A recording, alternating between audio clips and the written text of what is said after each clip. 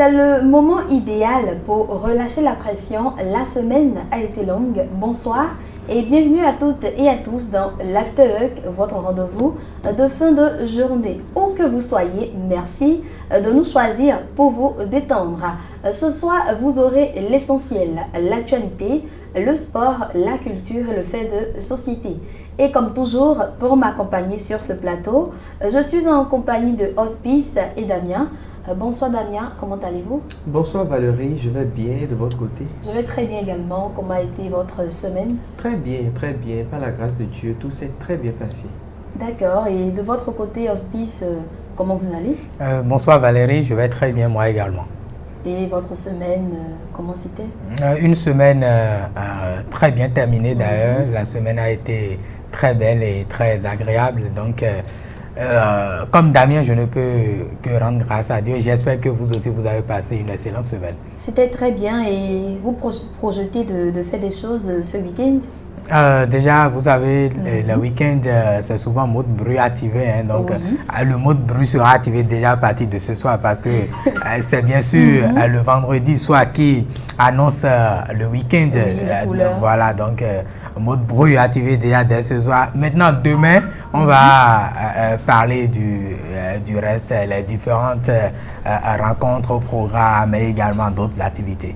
D'accord, bien. Et de votre côté, Damien, vous avez prévu des choses pour le week-end? Bien sûr, il y a les activités culturelles qui sont là. Et puis, bon, je vais essayer d'y participer. Essayez, hein? Oui. Vous n'êtes pas su d'y participer? Bon, pour le moment, parce que j'ai encore autre programme. J'ai un tas de programmes dans le week-end. Raison pour laquelle je dis que je vais essayer d'y participer.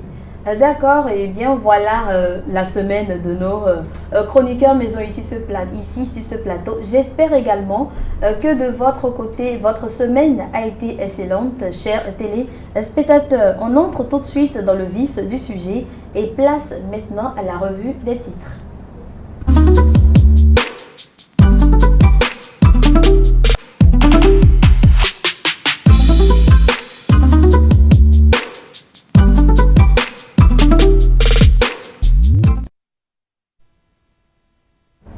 Les partis politiques béninois sont en plein émoi après les résultats des élections communales du 11 janvier 2026. Communale de 2026 au Bénin, après les résultats de la Sénat, l'heure des recours a sonné. La Cour suprême, face à un test de crédibilité démocratique, nous apprend l'emblème du jour. La FCBE dénonce un système mal huilé et appelle à un réveil citoyen, nous annonce le quotidien 109. Le confrère du journal Le Soleil Bénin Info note une contestation des résultats des communales publiés par la Sénat. Entre l'UPR et le BR, la guerre des chiffres fait rage devant la Cour suprême, nous rapporte le journal. Au total, 6 recours enregistrés après la proclamation des résultats des élections communales de 2026 par la Sénat. Les regards désormais tournés vers la Cour suprême fait savoir le meilleur. Par ailleurs, ce jeudi 29 janvier 2026, les députés de la 9e législature ont examiné une série de dossiers structurants pour la gouvernance et le développement du Bénin. Réforme institutionnelle et performance financière au cœur d'une plénière décisive, nous révèle le quotidien Jakpata. Séance plénière de ce jeudi à l'Assemblée nationale, modification de plusieurs lois organiques et rectification de multiples accords de financement nous dévoile Adjaché News. Enfin, l'état civil permet désormais aux enfants de 0 à 13 ans jamais déclarés à la naissance d'obtenir un acte officiel sans pièce administrative. La NIP ouvre la voie à l'acte de naissance par témoignage, nous apprend Décryptage Info. Et à la CAN 2025, après la finale Sénégal-Maroc, la CAF frappe fort. Équipe, coach et joueurs sanctionnés nous révèle le Témoin Actu. Merci à Samuel Nourouali pour la présentation de l'essentiel des parutions de ce jour. L'un des faits marquants de l'actualité de ce jour reste la proclamation des résultats définitifs des élections communales du 11 janvier 2026 par la Commission électorale nationale et autonome Sénat. Dans la foulée de cette proclamation, plusieurs recours ont été officiellement introduits devant la Cour suprême par des candidats et acteurs politiques dans des communes comme Accro-Misrété, Porto Novo, Zé, Alada ou encore Lokossa. Des contestations portent notamment sur des incohérences relevées entre les chiffres proclamés et les procès verbaux issus des bureaux de vote. Parallèlement, la FCBE a tenu une conférence de presse pour exprimer sa déception face aux résultats et annonce son intention de s'inscrire dans les voies légales prévues par le code électoral. Et je me tourne déjà vers vous, Hospice. Après la proclamation des résultats communaux, plusieurs recours ont été déposés à la Cour suprême. Déjà plusieurs recours et il fallait s'y attendre,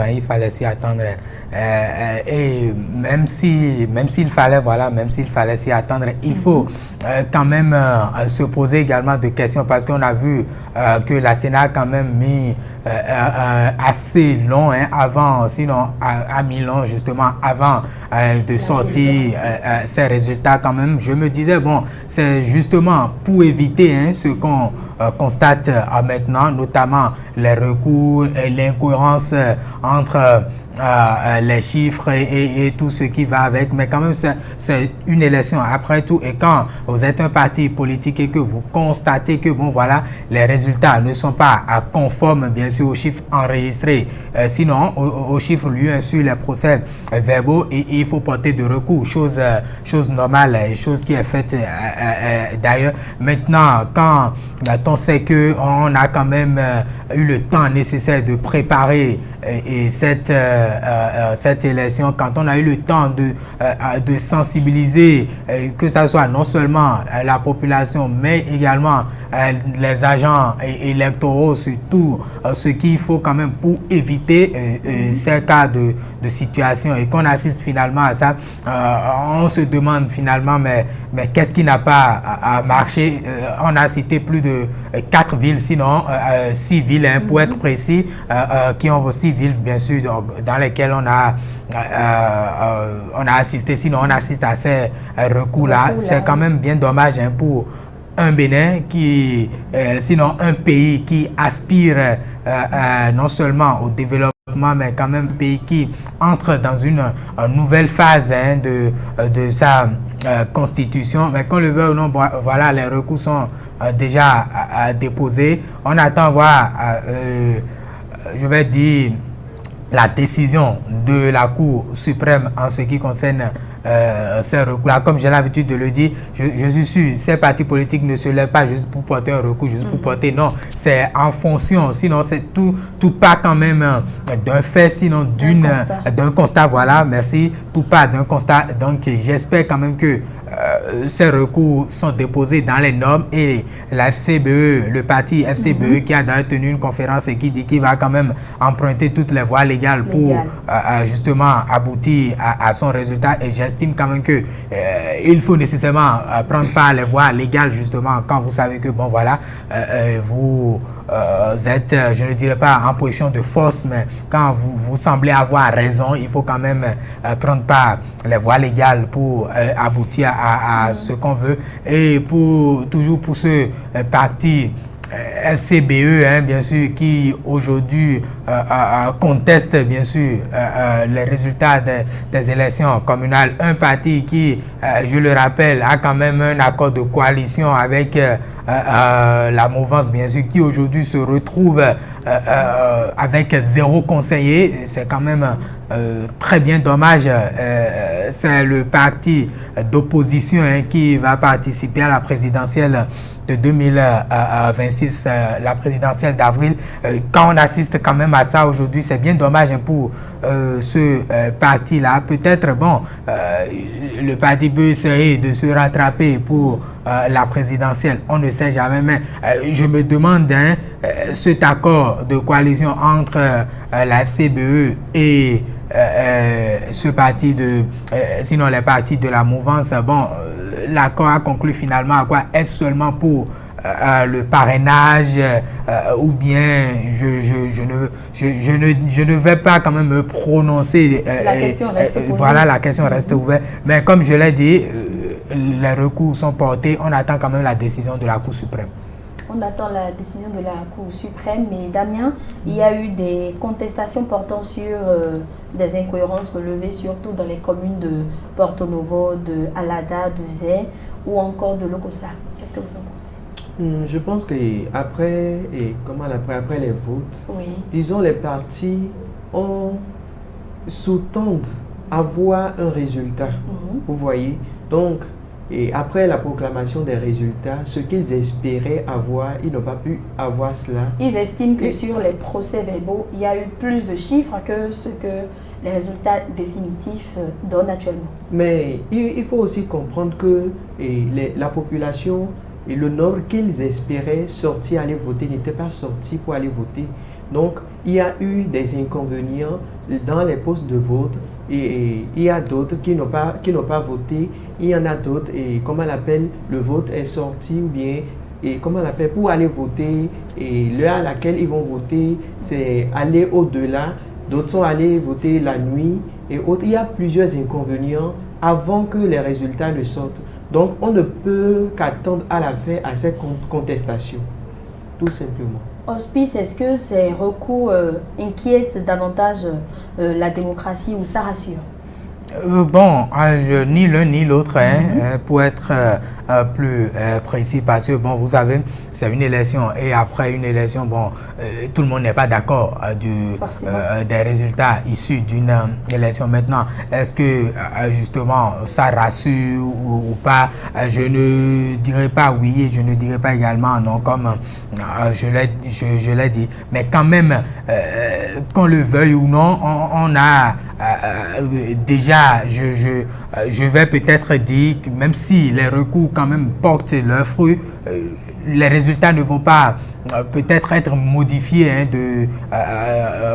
peut-être en grande partie. On sait quand même que bon voilà, l'UPR, le Renouveau et le Bloc républicain ont, je vais dire, fait l'essentiel en raflant bien sûr plus de le nombre de sièges pas exigés, mais quand même le maximum. Donc, même si, voilà, les recours portés, bien sûr, par le parti FCBE arrivaient quand même à donner, sinon, arriver à un résultat fiable, bon, on a quand même déjà l'image, sinon le visage déjà des résultats. Et l'autre chose qu'il faut également souligner, c'est d'ailleurs la démocratie qui continue, justement, c'est pour ça qu'on assiste bien sûr à ces recours et autres là, parce que nous sommes dans un pays de droit et quand vous n'êtes pas satisfait d'un résultat, vous avez le droit de manifester votre mécontentement et cela de la manière la plus légale bien sûr.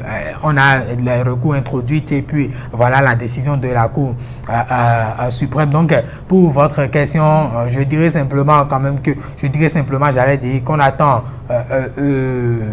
la fin, comme on dit, c'est la fin qui justifie les moyens, mais ça ne remet en cause en aucun cas, je vais dire, la démocratie, sinon la garantie même de la démocratie béninoise. C'est une élection et après une élection, il faut s'attendre quand même à ça. On a vu avec les législatives, maintenant c'est bien sûr les communales, peut-être pour les présidentielles, on va encore assister à ça.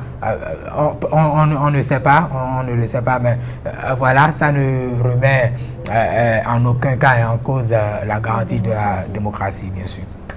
Après les élections, on doit s'attendre forcément à des recours. Donc, on attend les résultats après enquête de la Cour suprême. On marque une courte pause juste après la publicité. Place au sport. Le sorgho contient davantage de magnésium et de potassium que le riz, le maïs ou le mil. Source intéressante de fer, le sorgho en apporte plus que le riz et même plus que le maïs et le mil, ce qui aide à prévenir l'anémie. Le sorgho offre un bon équilibre en fibres. Il contient beaucoup plus que le riz blanc, presque autant que le mil, et se rapproche du blé. Ces fibres favorisent la digestion et la satiété. Enfin, le sorgho offre une énergie modérée. Il apporte un peu moins de calories que le riz ou le mil, tout en étant aussi nourrissant. Comment manger le sorgho rouge? On peut le manger sous forme de pâte, de bouillie, de couscous ou même mélangé à d'autres céréales. Faisons donc du sorgho rouge un aliment de tous les jours dans nos repas. C'est bon pour notre santé, bon pour notre économie. Ceci est un message de l'Agence nationale de l'alimentation et de la nutrition, ANAN, comprendre pour agir en faveur de la nutrition. Nous revoilà juste après la pub. On fait place au sport.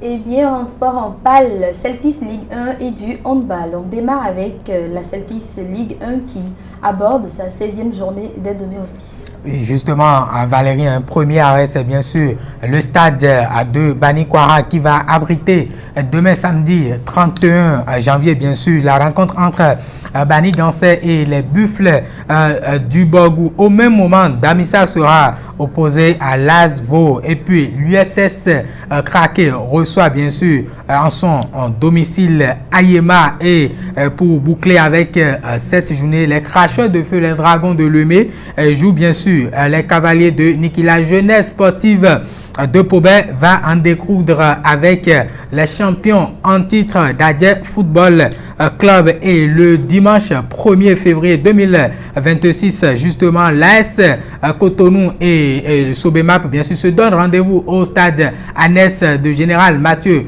Kérécourt pour un choc qui s'annonce d'ailleurs très intéressant bien sûr. Pendant ce temps, le vice-champion du Bénin Coton Football Club joue au stade Omnisport de Ouida. Dynamo d'Abomey Audio va recevoir Commun Espoir FC de Savalou et pour finir l'ASPAC joue à Tofo Loto au Popo. Toutes ces rencontres sont prévues démarrer rigoureusement à partir de 16h dans les différents stades.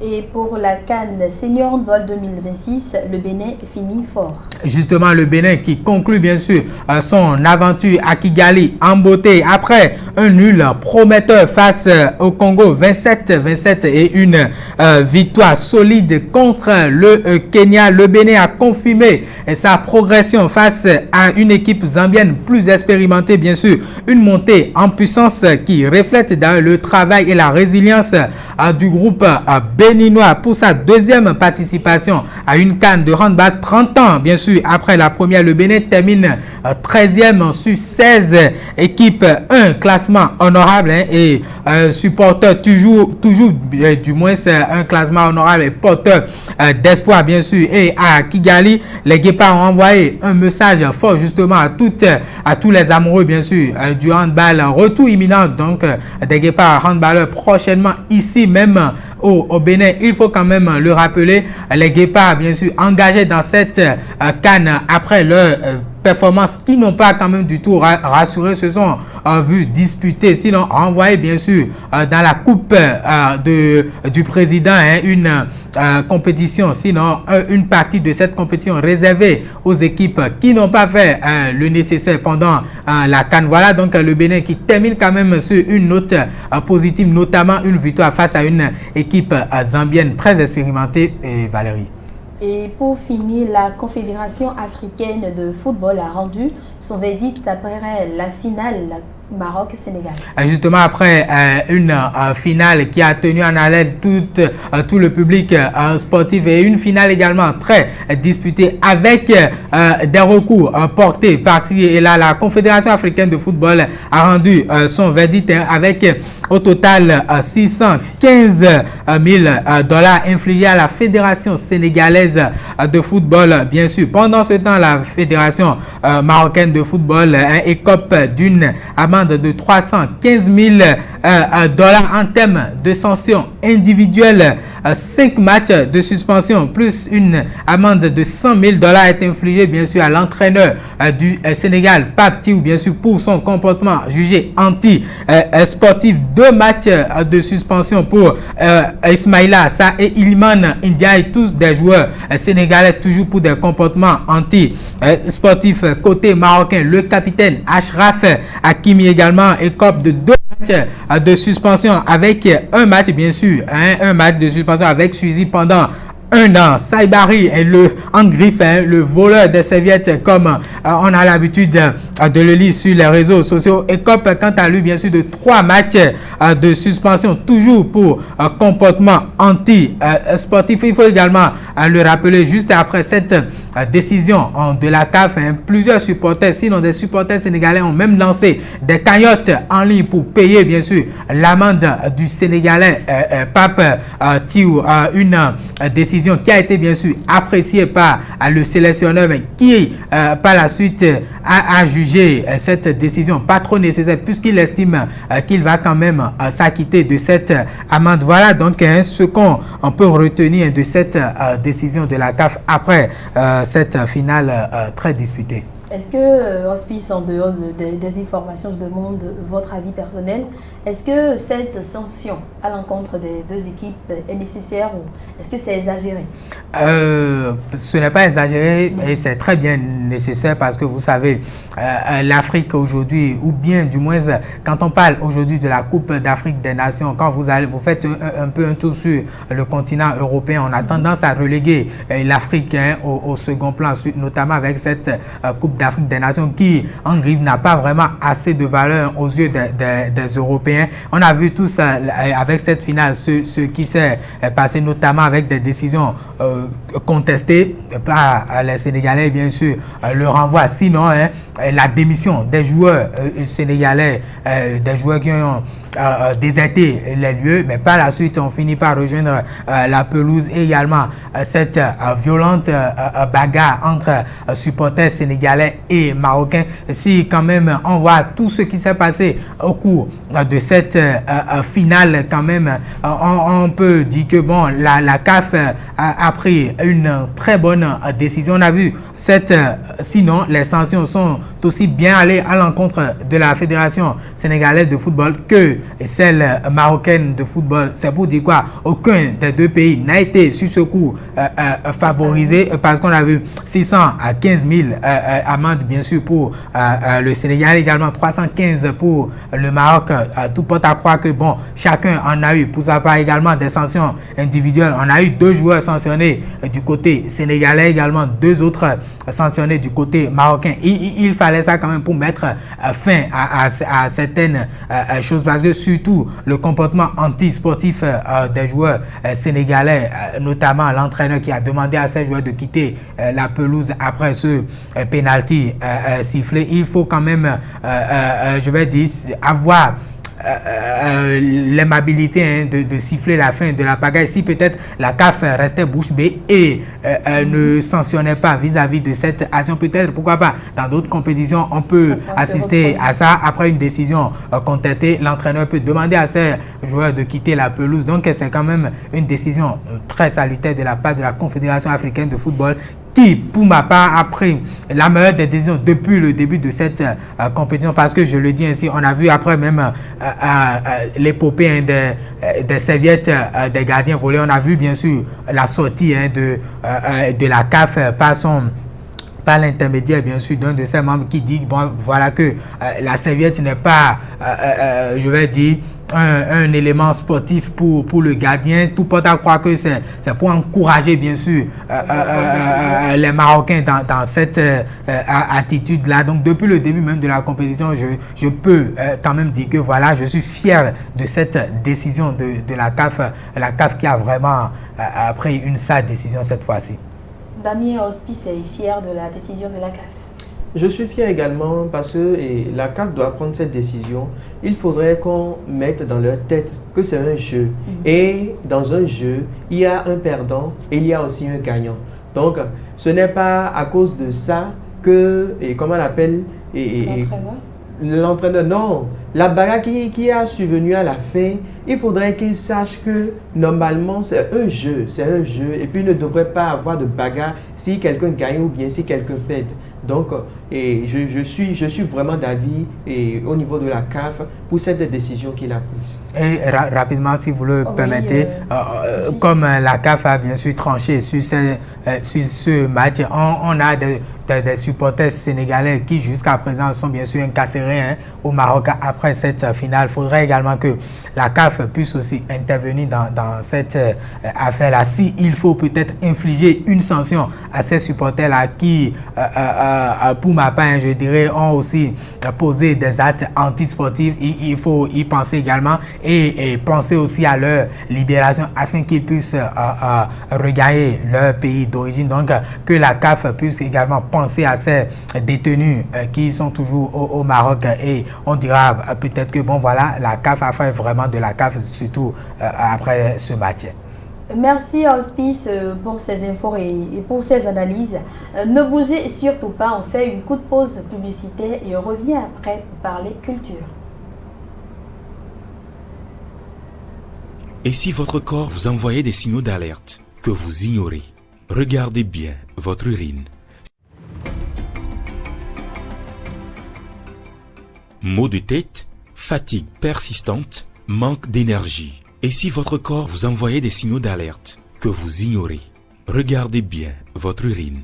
Si elle est foncée, votre corps est déjà en détresse. Vous êtes peut-être en train de l'empoisonner sans même le savoir. Mais quelle peut être la cause de ces différents maux? Ne cherchez pas loin, vous ne buvez pas assez d'eau. Votre cerveau souffre, vos reins s'épuisent, votre cœur peine à suivre, juste parce que vous oubliez un geste simple, boire de l'eau. Chaque jour, nous perdons de l'eau par la respiration, les urines, la transpiration et les selles. Chaque jour, nous devons remplacer les pertes d'eau pour le bon fonctionnement de l'organisme. L'eau hydrate et vous soulage. Elle véhicule des nutriments dans vos organes vitaux, facilite le métabolisme et vous aide à éliminer les déchets. Combien doit-on boire alors par jour? Si vous pesez 50 kg, vous devez boire 1,5 à 2 litres par jour. Si votre poids avoisine 70 kg, buvez entre 2,1 et 2,8 litres d'eau. Et si vous pesez 100 kg, votre consommation d'eau quotidienne doit varier entre 3 à 4 litres. Boire de l'eau, c'est protéger son cœur, ses reins, son foie. C'est vivre mieux et plus longtemps. N'attendez pas d'avoir soif, faites le bon choix. Ne suivez pas votre soif, buvez de l'eau pour protéger vos organes. Buvez de l'eau pour vivre longtemps. Ceci est un message de l'Agence nationale de l'alimentation et de la nutrition, ANAN. Comprendre pour agir en faveur de la nutrition.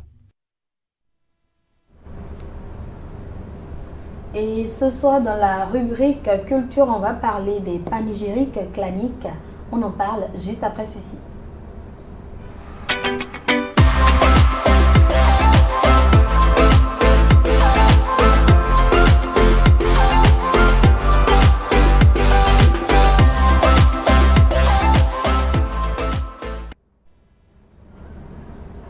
De retour sur le plateau, aujourd'hui on s'intéresse au panégyrique clanique. Damien, dites-nous, qu'est-ce que c'est que le panégyrique clanique? Et comme vous l'aviez dit, le panégyrique clanique appartient à un clan. Vous voyez donc chaque clan avec son panégyrique. Et le panégyrique est une parole orale traditionnelle qui met en valeur une personne, une communauté, une famille, un lignage. Et le panégyrique met en valeur, je dirais, les qualités, les exploits, l'histoire et l'identité de ceux à qui il est adressé.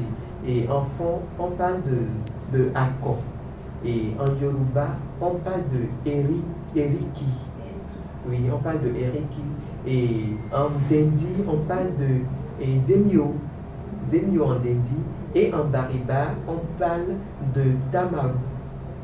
Et d'où s'attire son origine panégyrique? Le panégyrique trouve son origine dans les sociétés anciennes et il est né bien avant l'écriture. Vous voyez, il est né bien avant l'écriture. Il est né dans le besoin de conserver la mémoire collective, de transmettre l'histoire et d'honorer les ancêtres à travers la parole. Et qui sont ceux qui sont habilités à déclamer le panégyrique? Le panégyrique est déclamé par n'importe quelle personne, bon, disons en particulier les tantes et les oncles, vous voyez, et c'est également déclamé par les notables, les criots, les chantres, les maîtres de la cérémonie. Ceux qui maîtrisent l'histoire réellement peuvent déclamer le panégyrique. Et à quel moment cela déclame le panégyrique? Le panégyrique est utilisé dans les grandes cérémonies, et les funérailles, les intronisations royales. Et le panégyrique est également utilisé pour calmer un bébé lorsque le bébé pleure. Vous voyez. Et une femme aussi peut réclamer le panégyrique à son mari lorsqu'il est frustré, lorsqu'il est en colère. Et toutefois, ils peuvent déclamer oui, le panégyrique à son mari pour le calmer. Donc vous voulez dire que le mari ne peut pas déclamer le panégyrique à sa femme pour la calmer? Bien sûr. Le mari également peut déclamer le panégyrique pour sa femme pour le calmer. D'accord. Et quel rôle ça joue dans la société africaine? Bon, le panégyrique joue un rôle de valorisation sociale et de transmission des valeurs, de renforcement de l'identité culturelle et de cohésion communautaire. Est-ce que ça a une fonction éducative, le panégyrique? Bien sûr, à travers ces récits, il enseigne l'histoire, les normes sociales, comment vivre dans la société, le courage quand on est découragé. Oui. Il enseigne également la loyauté, le respect des traditions aux jeunes générations. Aux jeunes générations, vous avez parlé tout à l'heure de société ancienne. Oui. Est-ce que ça existe toujours de nos jours, le panégyrique? Bien sûr, ça existe de jour en jour, et puis ça se valorise, ça a toujours sa place dans la société moderne actuellement. Et vous voyez dans les dots traditionnelles, on clame le panégyrique. Donc ça existe toujours. Ça existe toujours. On est sur le plateau quand même avec Hospice. Et j'aimerais demander, est-ce que Hospice peut nous aider avec son panégyrique? Juste un peu, quelques secondes. Là vous me soumettez à un exercice délicat et très compliqué. Je ne sais pas, mais j'ai quand même honte de vous dire que bon voilà, je ne pourrais pas, mais je peux vous dire quand même que bon, je connais mon panégyrique, justement, je suis à Inon. Maintenant, ce qui suit après, je connais seulement deux paroles. Les haïnos sont répandus. Les haïnos sont répandus, mais les panégyriques sont vraiment clamés partout sur Internet. Bon, je ne me suis jamais intéressé à ça, mais quand même, le peu que j'écoutais ma maman à 10, bien sûr, à Inon, à Imadjo, à Ido, à Iwe. Donc, voilà un peu ce que je sais. Et j'avoue que, bon, dans le temps, quand on me disait ça, bon, je souriais, j'étais content. Bon, voilà. Mais ça vous est jamais arrivé de bûcher? C'est là le problème. Comme je l'ai dit, je ne me suis pas vraiment intéressé à cela. Et je me rappelle très bien, j'étais parti quelque part où l'exercice qui m'a été présenté, c'est bien sûr de déclamer mon panégyrique le jour-là, et j'ai dit devant plusieurs personnes, j'ai dit je ne pouvais pas, et puis c'était vraiment une honte, mais après ça, au lieu de chercher à apprendre, je ne l'ai pas fait, et voilà, ça se produit également sur ce plateau. Un appel, peut-être je reviens ici le lundi, vous me posez encore cette question, je suis sûr qu'on ne va pas quitter le plateau parce que je serai en train de vous déclamer ça du matin jusqu'au soir. On va faire l'expérience. Vous voyez que le panégyrique, c'est un pilier de notre culture que nous devons apprendre. Normalement. Nous devons apprendre. Les enfants, même ceux qui sont de bas âge, doivent apprendre à clamer leur panégyrique. Pour moi, c'est un con. Abamen, Sidavi, Alodjevi, Alors dis-moi, ce qu'il disait à la fin, là, c'est ça qui me Bon, fait... vous n'êtes pas trop loin de moi. Non. Continuez. Je suis en avance que vous. Je suis en avance. Donc à la fin, on dit quand on bladja. C'est-à-dire son coup là, c'est gros quoi. Ça doit avoir quand même une signification qu'on ne maîtrise souvent pas. Est-ce qu'on peut jeter rapidement un coup d'œil sur l'agenda de la semaine avant de continuer? Bien sûr, en ce qui concerne l'agenda de la semaine, ce dimanche 1er février 2026, la Maison des Jeunes de Lokossa viendra au rythme du talent avec présélection du concours Show Us House Talent 2026. À partir de 20h, chanteurs, danseurs, humoristes et artistes de tout horizon monteront sur scène pour convaincre le jury et le public. Ce rendez-vous culturel s'annoncera comme une véritable vitrine de la créativité juvénile, un espace d'expression et de révélation des futurs talents béninois. L'entrée sera libre et gratuite, une invitation ouverte à tous pour soutenir la passion et l'excellence artistique locale. Lokossa s'apprêtera ainsi à célébrer le talent, l'audace et le rêve en devenir. Voilà. Merci Damien pour ces clarifications et également pour l'agenda de la semaine. Faites-vous plaisir donc, chers téléspectateurs, prenez le rendez-vous de ces différentes activités-là pour vous détendre après une semaine un peu chargée.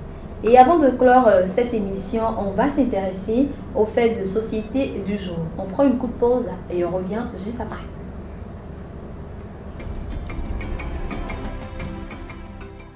Maux de tête, fatigue persistante, manque d'énergie. Et si votre corps vous envoyait des signaux d'alerte que vous ignorez, regardez bien votre urine. Si elle est foncée, votre corps est déjà en détresse. Vous êtes peut-être en train de l'empoisonner sans même le savoir. Mais quelle peut être la cause de ces différents maux? Ne cherchez pas loin, vous ne buvez pas assez d'eau. Votre cerveau souffre, vos reins s'épuisent, votre cœur peine à suivre, juste parce que vous oubliez un geste simple, boire de l'eau. Chaque jour, nous perdons de l'eau par la respiration, les urines, la transpiration et les selles. Chaque jour, nous devons remplacer les pertes d'eau pour le bon fonctionnement de l'organisme. L'eau hydrate et vous soulage. Elle véhicule des nutriments dans vos organes vitaux, facilite le métabolisme et vous aide à éliminer les déchets. Combien doit-on boire alors par jour? Si vous pesez 50 kg, vous devez boire 1,5 à 2 litres par jour. Si votre poids avoisine 70 kg, buvez entre 2,1 et 2,8 litres d'eau. Et si vous pesez 100 kg, votre consommation d'eau quotidienne doit varier entre 3 à 4 litres. Boire de l'eau, c'est protéger son cœur, ses reins, son foie. C'est vivre mieux et plus longtemps.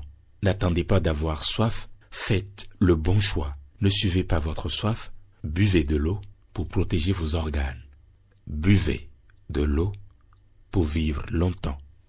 Ceci est un message de l'Agence nationale de l'alimentation et de la nutrition, ANAN. Comprendre pour agir en faveur de la nutrition.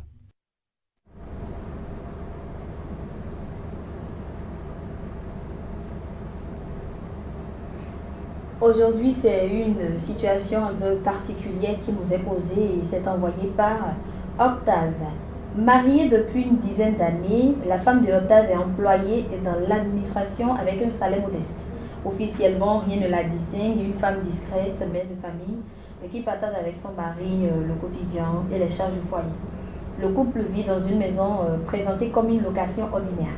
Chaque mois, le mari paie le loyer sans jamais suspecter quoi que ce soit.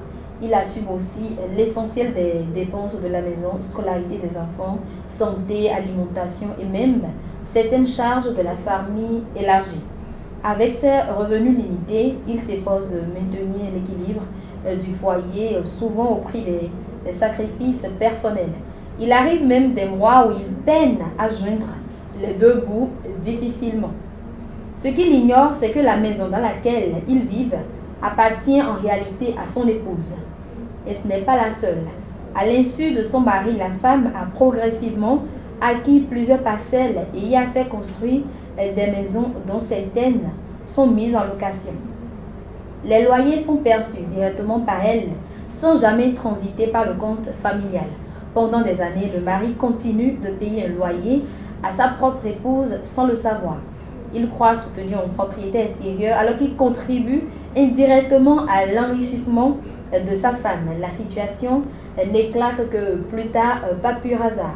La révélation crée un choc, incompréhension, sentiment de trahison, remise en question de la confiance conjugale. La femme, elle explique avoir voulu protéger sa famille, se protéger, assurer l'avenir de ses enfants et se prémunir contre les incertitudes de la vie. L'homme se demande donc que faire. Continuer et pas faire confiance à sa femme ou carrément mettre fin à ce mariage où il n'y a plus de confiance. Damien, que faire à la place de Octave?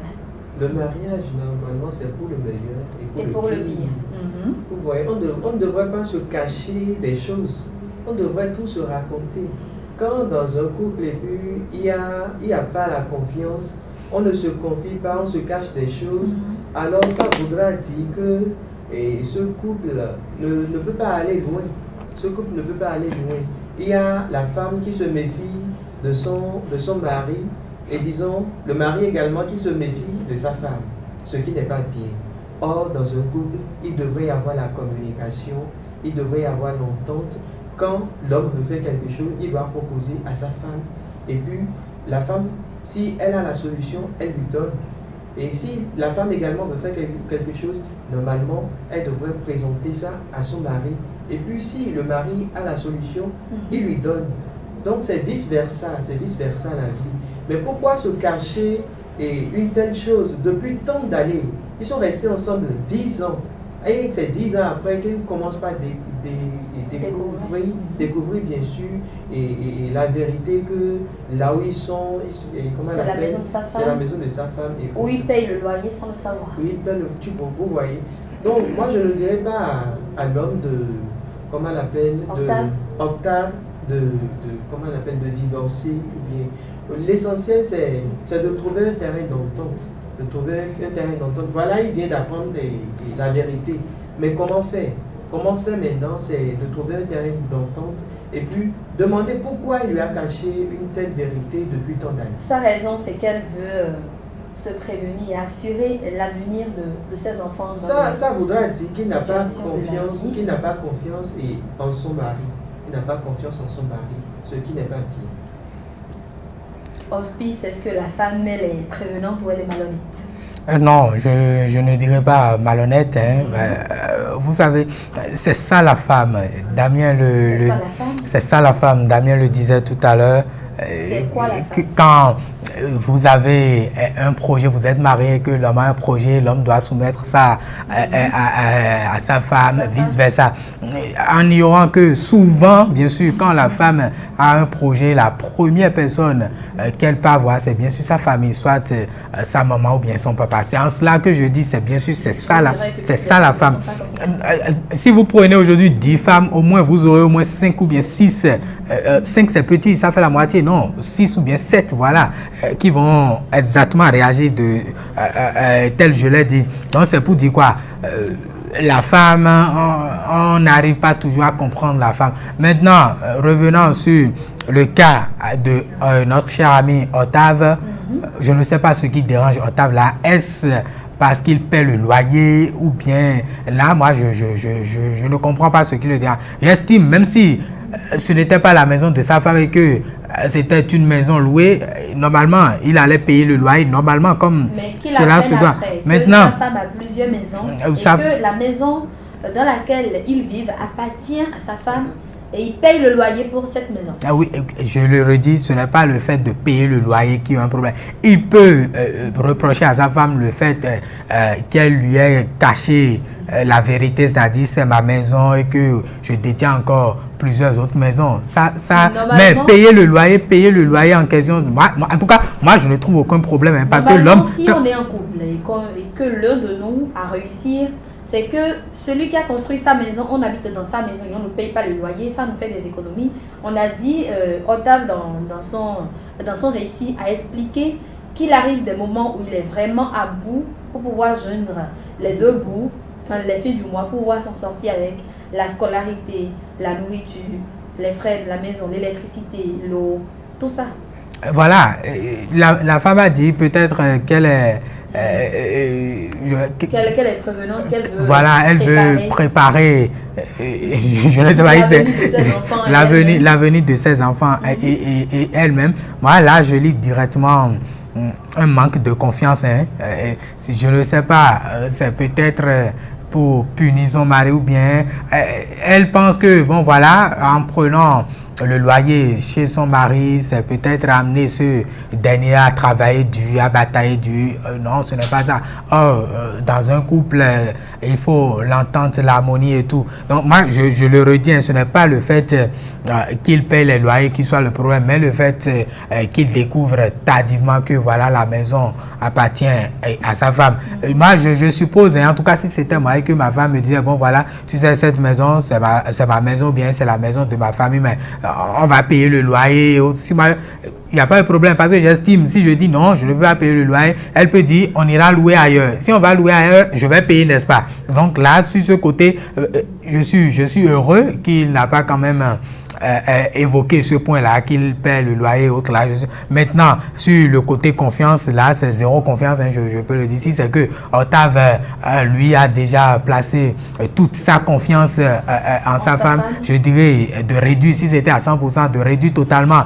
Ça peut même venir à 30% et de savoir désormais comment marcher, comment vivre avec. Moi, je ne vais pas lui demander de faire le divorce et je ne vais même pas lui demander d'aller chercher ailleurs ou bien d'avoir de maîtresse, mais quand même d'avoir un esprit de guerrier, je dis un esprit de guerrier parce que de savoir que bon voilà, il est à une étape où il est censé avancer seul. Je le dis, il est censé avancer seul parce que celle qui normalement devrait constituer un appui pour lui, voilà, cette personne-là qui lui cache des choses pas possibles. En tout cas, moi, je n'accepterai pas, je ne vais pas divorcer quand même, je vais toujours... si j'ai l'argent de payer le loyer, tout et tout, je paie le loyer, ou bien pour même éviter tout problème, on déménage. Si elle n'est pas d'accord de déménager, elle reste là et puis moi je déménage avec les enfants. Ça c'est bien clair. Maintenant, si j'ai toujours l'argent de payer le loyer, je reste là, je paie le loyer et puis mes projets, tout ce que moi-même je vais entreprendre, c'est-à-dire c'est pour moi-même et c'est fini. Je ne dis plus rien à personne. Je finis de construire ma maison, je dis bon voilà, j'ai construit une maison, on va quitter ici aujourd'hui, on va là-bas. Elle découvre tout au même moment que mes enfants. C'est-à-dire, elle n'a plus de longueur d'avance sur qui que ce soit. C'est que je veux acheter une moto, c'est le jour où je viens avec la moto à la maison, je dis bon voilà, c'est ma moto, j'ai acheté une nouvelle moto, bien c'est ma voiture. C'est pour dire quoi, que quand vous êtes dans une maison et que la considération, la confiance n'est pas au rendez-vous, sachez marcher bien sûr. Et on le dit également, quand vous allez quelque part et que les gens marchent avec la tête, vous aussi marchez avec la tête tout simplement. On ne sait pas ce que cette femme-là cache derrière son intention. Peut-être qu'elle espérait le chutin de son mari et après elle va sortir dans dos, comme on le dit, et dit bon voilà, elle est riche, patati patata. Non, il faut être méfiant pour ce genre de situation. Donc, cher Octave, je te demande simplement, voilà, je suis sûr, il est à l'écoute, donc voilà, je demande à Octave de savoir désormais comment marcher et où mettre les pieds, de considérer désormais qu'il est seul, en étant même marié, et il est seul. Maintenant, après tout, il faut s'asseoir et discuter, demander les vraies raisons afin d'assurer l'avenir de ses enfants ou bien faire. Je suis sûr, ce n'est pas la seule raison. Il doit avoir anguille sous roche, donc de discuter à tête poser, puis bon voilà, de prendre maintenant de bonnes décisions. Mais comme je l'ai dit, quoi qu'en soit, les résultats qui vont peut-être sortir de cette discussion-là, si la confiance était à 100%, il faut réduire. Ça, c'est clair. Hospice vient de le dire, il faut réduire la confiance de 100% à 30% environ. Est-ce que mariage sans confiance, est-ce que c'est encore nécessaire? S'il faut réduire sa confiance, c'est pas mieux de se séparer de cette femme-là et de continuer sa vie? Non, se séparer, je dis... Du moment qu'avec cette femme, effectivement, il fait assez de dépenses dans la maison, pour les enfants, pour même les charges de la femme également, il prend tout en compte et à la fin du mois, il ne s'en sort pas. Est-ce que c'est pas mieux de libérer cette femme que de lui faire confiance sur 4, de lui faire une part de confiance? Vous voyez, dans un couple, et normalement, c'est l'homme qui a la responsabilité, c'est l'homme qui prend en charge tout. Vous voyez, c'est l'homme qui est responsable de tout. Selon la loi, Donc, selon chacun la participe Chacun à participe. hauteur de ce qu'il peut. Chacun participe, mais la responsabilité revient plus à l'homme. Si nous allons parler dans ce cas, dans ce contexte, alors je dirais à Octave de continuer avec sa femme. Seulement qu'il sache là où mettre pied. Vous voyez, qu'il sache là où mettre. Et je pense qu'après avoir découvert, comment on appelle, après avoir découvert bien sûr, comment on appelle, après avoir découvert la vérité, et je pense que les deux vont connaître, chacun connaîtra sa place.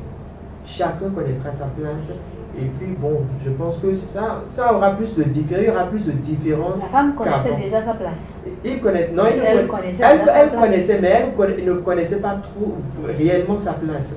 Vous voyez, elle ne connaissait réellement. Donc voilà que la vérité est déjà révélée. Donc chacun connaîtra plus sa place et connaîtra là où mettre. Je disais tout à l'heure à Damien, un mariage 30% de confiance, ce n'est pas mieux qu'on abandonne carrément ce mariage et se pencher sur autre chose? Oui, cette question-là devrait être posée à, bien sûr, la femme de Octave, parce que en cachant, bien sûr, un tas de choses à son mari, c'est qu'elle n'a peut-être pas de confiance. Elle se dit, bon, si je lui dis maintenant que cette maison m'appartient et que je détiens dans ma tête des choses, elle peut peut-être laisser les charges à mon niveau et que je serai peut-être essoufflé par la suite. J'estime, je ne suis pas allé dans son fond intérieur pour savoir, mais quand même, un mariage sans confiance, vous savez que le mariage repose d'abord après tout sur la confiance. Donc, si on assiste là à cette situation aujourd'hui, c'est que bon voilà, les choses ne sont plus comme avant, hein, au niveau de Octave également de sa part. Moi je n'accuse pas Octave, je n'ai aucun problème avec Octave également. Sa femme aussi, je n'ai vraiment pas de problème, mais je condamne le fait qu'elle ait caché bien sûr cette vérité à son mari, c'est tout. Si peut-être les raisons étaient bien sûr très convaincantes et bien sûr des raisons, je ne sais pas, vraiment adaptées, je pourrais dire, bon voilà, Octave peut oublier ça et avancer, mais dit simplement qu'elle veut assurer l'avenir de ses enfants. L'enfant, ce n'est pas seulement son enfant seul, c'est bien sûr notre enfant. Et je ne sais peut-être, je ne sais pas ce qu'elle a dans l'esprit, ou bien parce que on peut se poser assez de questions, dire que c'est pour assurer l'avenir de ses enfants. On peut se demander est-ce qu'elle envisage divorcer, ou bien elle planifie et je vais dire, est-ce qu'elle me trompe, ou bien voilà. Donc tas de questions que Octave va se poser. Donc j'estime il faut quand même discuter après tout, et voilà le reste, que chacun sache désormais du moins où mettre les pieds, comment et à quel moment.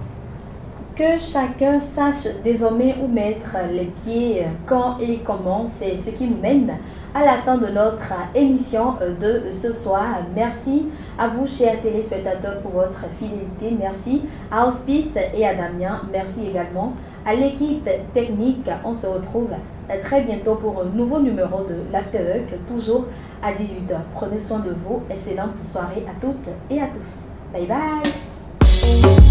Star. Canal de Star.